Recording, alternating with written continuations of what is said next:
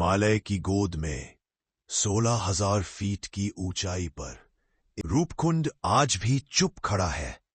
बर्फ के नीचे जमकर सोई हुई हजारों हड्डियां अब भी एक ही सवाल पूछती है, हम यहां कैसे पहुंचे और हमारे साथ उस दिन हुआ क्या था।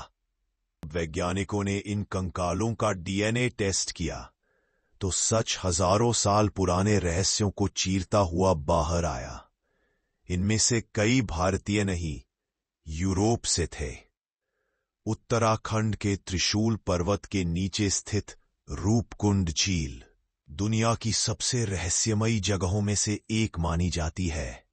साल 1942 जब एक ब्रिटिश अधिकारी यहां बर्फ पिघलने के बाद पहुंचा तो उसने झील के चारों ओर बिखरे हुए सैकड़ों मानव कंकाल देखे।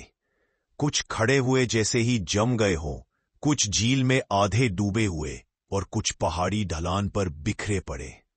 कौन सी ताकत थी जिसने इन्हें भागने तक का मौका नहीं दिया। रूपकुंड पहुंचना आज भी आसान नहीं। पथरीले रास्ते, पतली हवा और हर कदम पर मौत का एहसास। कल्पना कीजिए, सैकड़ों स्थानीय लोग बताते हैं कि कंकाल हर साल नए निकलते हैं, मानो झील अब भी अपने रहस्यों को छुपाने के लिए संघर्ष कर रही हो।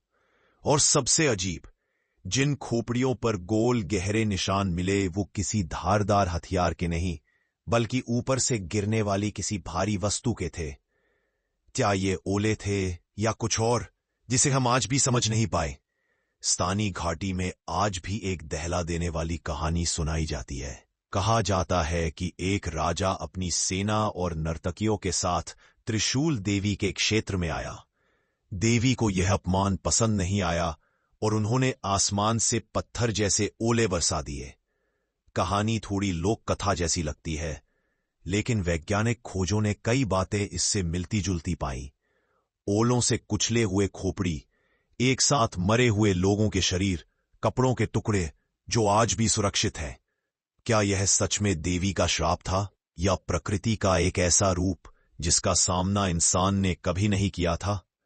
वैज्ञानिकों ने जब इन कंकालों पर रेडियो कार्बन डेटिंग और डीएनए टेस्ट किए तो पता चला कि ये सब एक ही समय के नहीं थे।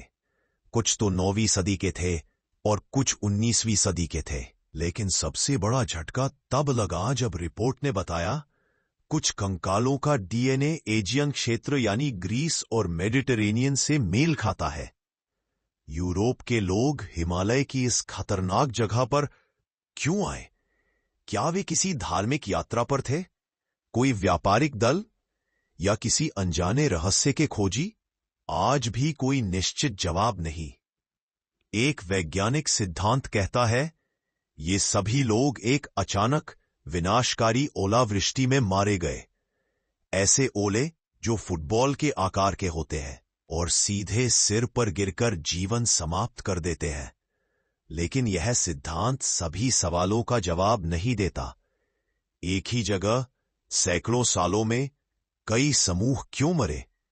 क्या यहां कोई प्राकृतिक जाल है या यह स्थान किसी प्राचीन मार्ग का हिस्सा था जो आज दुनिया भूल चुकी है? रूपकुंड आज भी चुप खड़ा है।